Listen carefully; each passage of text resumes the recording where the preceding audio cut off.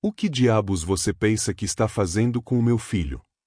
A voz de Marcus Brennan ecoou pelo corredor de sua mansão de 4,5 milhões de dólares em Connecticut como um tiro. Ele havia acabado de voltar da sede de sua empresa de tecnologia 3 horas antes do habitual, e a cena diante dele fez seu sangue ferver. Ali, no quarto de seu filho Ethan, de 8 anos, estava Maria Santos, a empregada filipina que ele contratara há 6 meses, com as mãos nas pernas do menino, movendo-as de um jeito que parecia alarmantemente agressivo. O rosto de Ethan estava contraído, e pequenos gemidos de esforço escapavam de seus lábios. Sr. Brennan, por favor, eu posso explicar, começou Maria, soltando Ethan imediatamente e recuando, os olhos arregalados de susto. Explicar? Explicar. Marcus entrou furioso no quarto, sua altura imponente se erguendo sobre a mulher pequena. Você não é médica. Não é terapeuta. É empregada doméstica. Está aqui para limpar, não para pôr as mãos no meu filho deficiente. Ethan havia nascido com uma condição neuromuscular que afetava gravemente a força e a mobilidade das pernas. Mesmo após gastar mais de $300 mil com os melhores especialistas pediátricos do país, o progresso fora mínimo. O garoto passava a maior parte do tempo em uma cadeira de rodas, isolado e cada vez mais retraído. Marcus pegou o celular. Vou chamar a polícia. Isso é agressão. Isso é. Papai, não. A voz de Ethan cortou a fúria do pai. A Maria não estava me machucando. Ela estava me ajudando. Olha, olha. O menino, ainda sentado na beira da cama, levantou lentamente a perna direita alguns centímetros do chão, sem ajuda. Sua perna fina tremia de esforço, mas subiu mais alto do que Marcus jamais havia visto. Marcus congelou, o telefone a meio caminho da orelha. Eu tenho praticado com a senhorita Maria todos os dias, continuou Ethan, com uma mistura de orgulho e medo de que o pai interrompesse as sessões. Ela diz que estou ficando mais forte. Diz que talvez eu consiga andar melhor logo. A raiva de Marcus não desapareceu, transformou-se em algo mais complexo. Você não tinha autorização para fazer isso, disse friamente a Maria. Você é uma funcionária doméstica. Onde aprendeu essas técnicas? Maria juntou as mãos, um gesto que Marcus já reconhecia como sinal de nervosismo. Eu cuidei de uma pessoa com uma condição parecida, senhor. Eu sei o que ajuda. Só quis. Não me interessa o que você quis, interrompeu Marcus, com frieza. Isso acaba agora. Você está aqui para limpar e cozinhar, não para fingir ser fisioterapeuta. Entendeu? Maria abaixou o olhar, e Marcus percebeu algo estranho. Apesar da postura submissa, não havia medo em seus olhos. Havia uma calma determinada, quase desafiadora, como se ela soubesse de algo que ele não sabia. Como se guardasse um segredo capaz de mudar tudo no momento certo. Sim, Sr. Brennan, disse ela suavemente. Eu entendo. Mas enquanto Marcus saía do quarto, já descartando o incidente da mente, ele não percebeu o pequeno caderno que Maria deslizou sob o travesseiro de Ethan, nem o olhar cúmplice que trocaram. Não a viu tirar discretamente o celular para fotografar o calendário na parede do garoto, marcando algo importante. O que Marcus Brennan não sabia era que Maria Santos vinha documentando tudo havia meses. Cada exercício. Cada pequena vitória. Cada momento de progresso que os especialistas caros haviam dito ser impossível. E ela vinha se preparando para essa confrontação há muito mais tempo do que ele poderia imaginar. Se essa história sobre preconceito e força escondida está te prendendo, não se esqueça de se inscrever no canal, porque o que vem a seguir vai mudar completamente a forma como você enxerga o poder de alguém que foi subestimado por toda a vida. Na manhã seguinte, Marcus chamou Maria para o escritório. Sua esposa Jennifer estava sentada ao lado dele, com as mãos perfeitamente manicuradas sobre a mesa de mogno. Decidimos adicionar algumas novas regras ao seu contrato, começou Marcus, deslizando um documento impresso sobre a mesa. Você está proibida de entrar no quarto do Ethan, a menos que seja para limpá-lo. Não deve tocá-lo, falar sobre exercícios nem interferir em seu tratamento médico de forma alguma. Maria leu o documento lentamente, com expressão neutra. Sr. Brennan, O Ethan estava realmente progredindo. Os médicos disseram. Os médicos não disseram nada sobre você brincar de enfermeira, interrompeu Jennifer, com voz cortante. Nós te pagamos $600 por semana para cuidar desta casa. Isso já é generoso para alguém com o seu histórico. Não ultrapasse seus limites. Marcos recostou-se na cadeira de couro, observando Maria com desprezo mal disfarçado. Vocês sempre acham que sabem mais, não é? Vêm de países de terceiro mundo e de repente se acham especialistas em tudo. A mandíbula de Maria se contraiu, mas ela permaneceu em silêncio. Assine, ordenou Marcos, batendo o dedo no papel. Ou faça as malas. Maria assinou. Nas semanas seguintes, Marcos deixou seu desprezo cada vez mais claro. Começou a mandar mensagens para seu sócio, David Shen, zombando de Maria. A empregada tentou diagnosticar meu filho ontem. Acredita nisso? Daqui a pouco vai fazer cirurgia com as facas da cozinha kkk. Esse povo assiste um vídeo no YouTube e acha que virou profissional da saúde. Inacreditável. Ele deixava as mensagens abertas no iPad, sabendo que Maria as veria quando limpasse o escritório. Mas o que mais irritava Marcos era a reação de Ita. O menino havia se tornado apático e fechado, recusando-se a cooperar com o fisioterapeuta de $400 por hora que Marcos contratara para substituir Maria.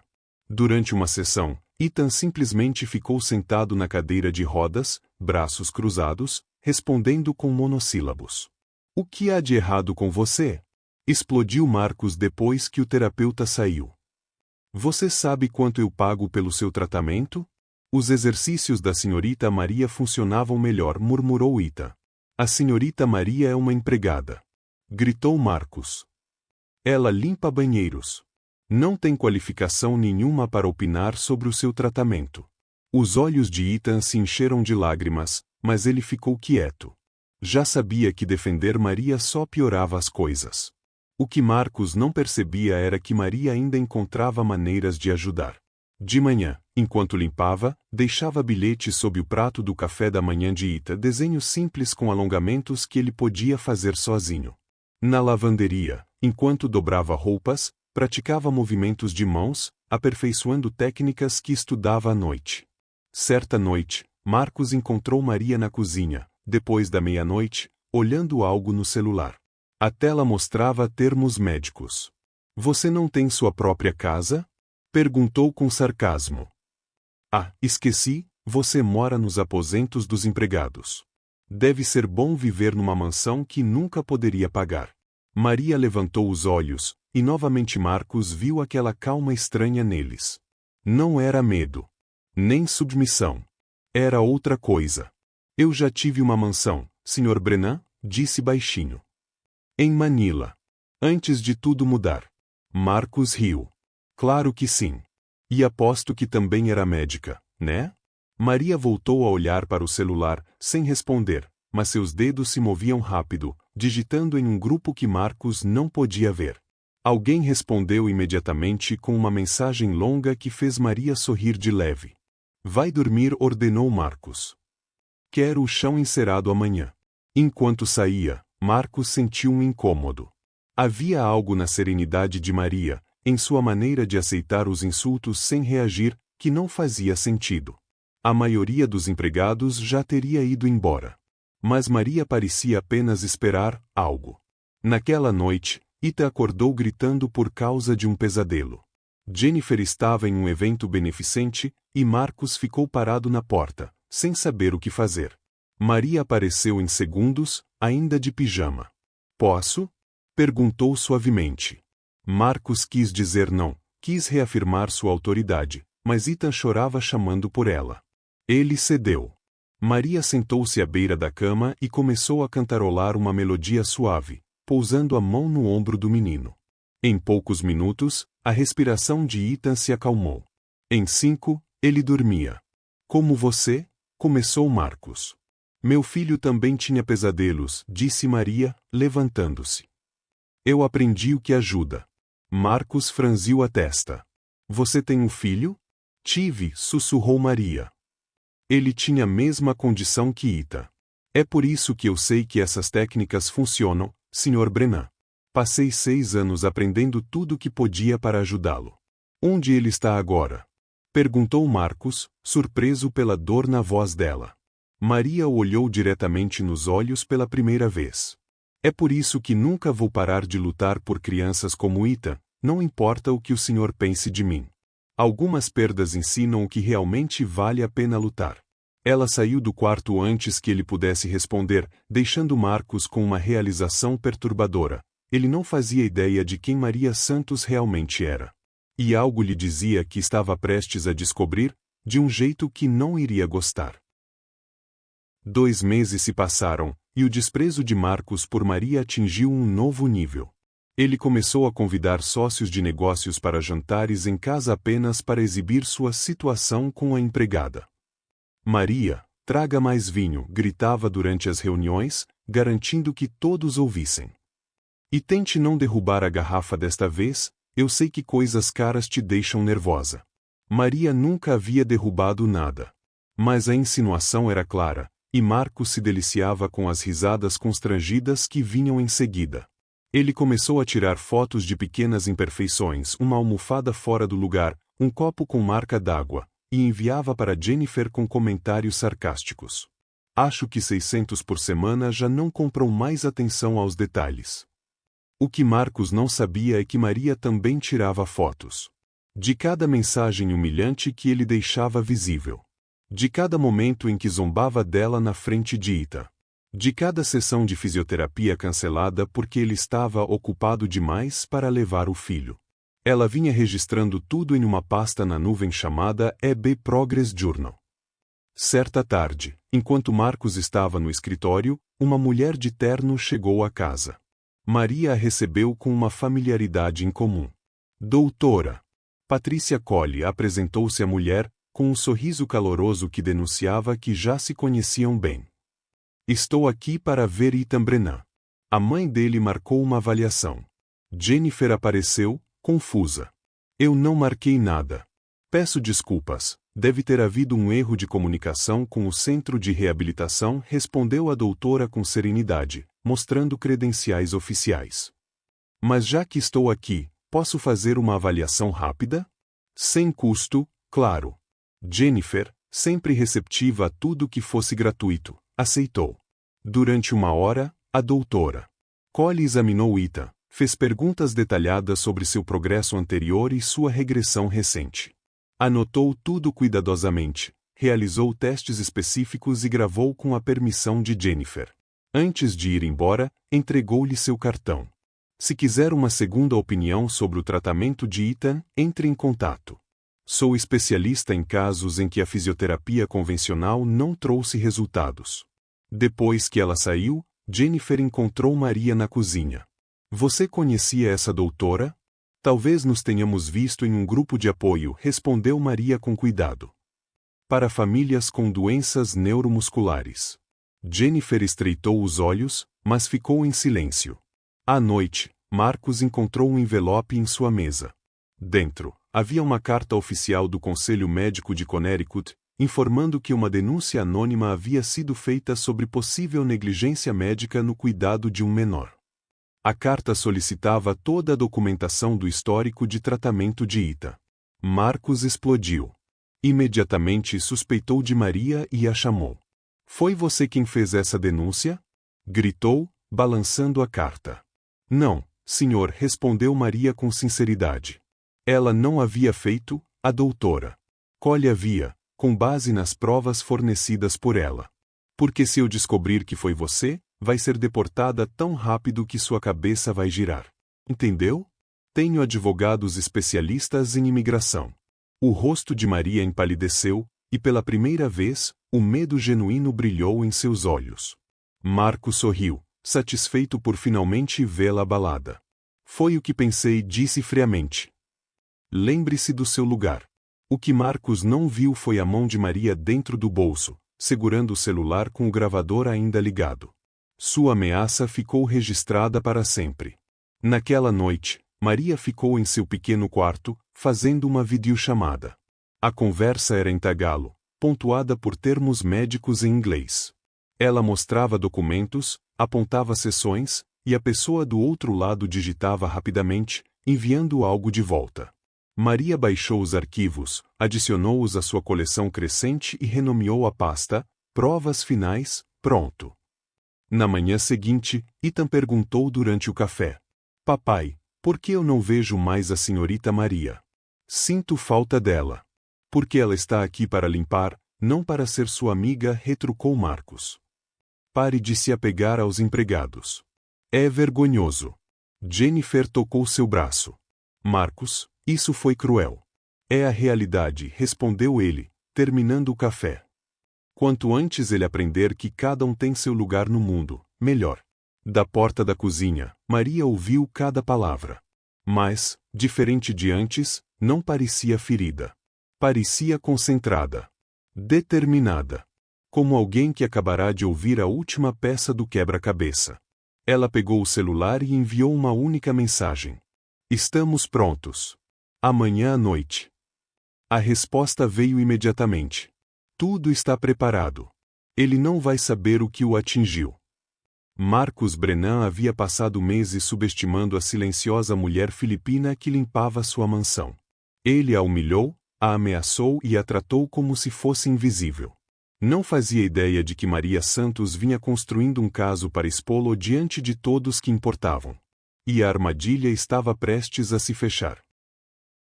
Marcos Brennan estava no púlpito do Connecticut Tech Summit Charity Gala, recebendo um prêmio por liderança comunitária exemplar.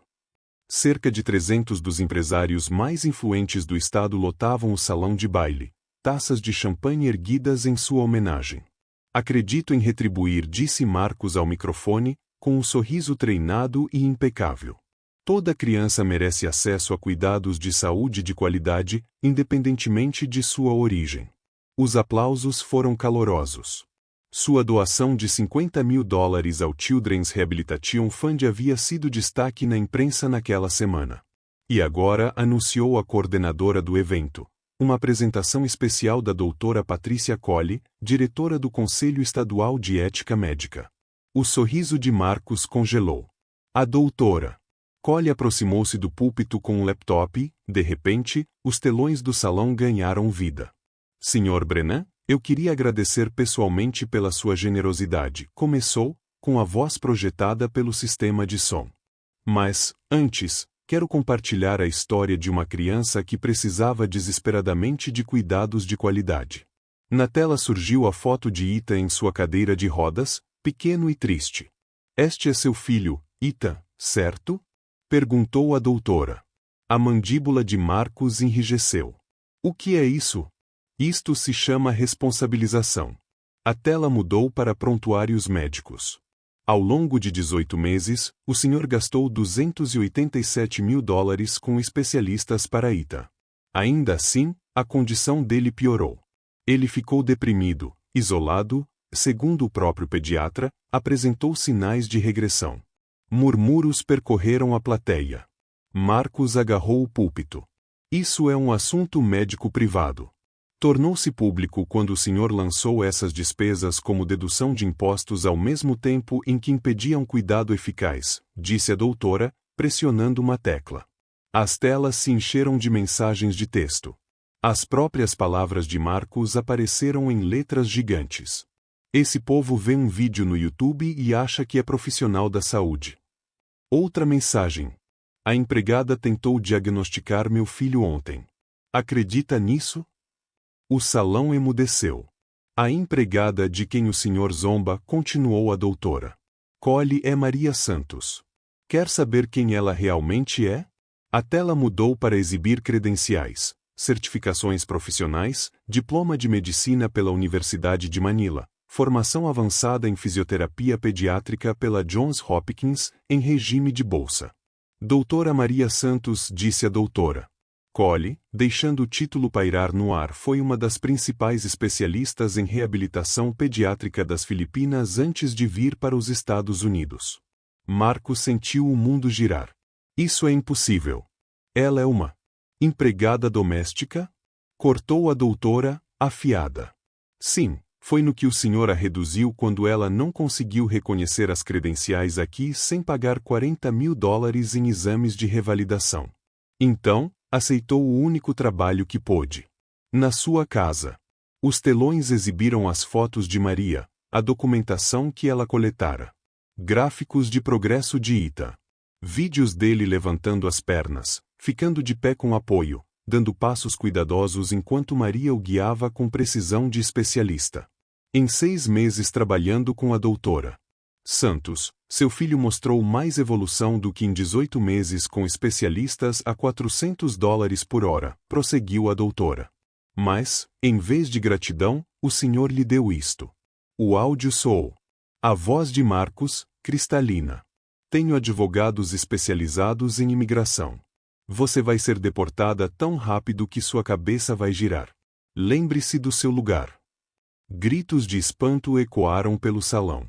Várias pessoas se levantaram, o desgosto estampado no rosto. Isso não está fora de contexto, gaguejou Marcos, mas sua voz foi abafada pela crescente indignação.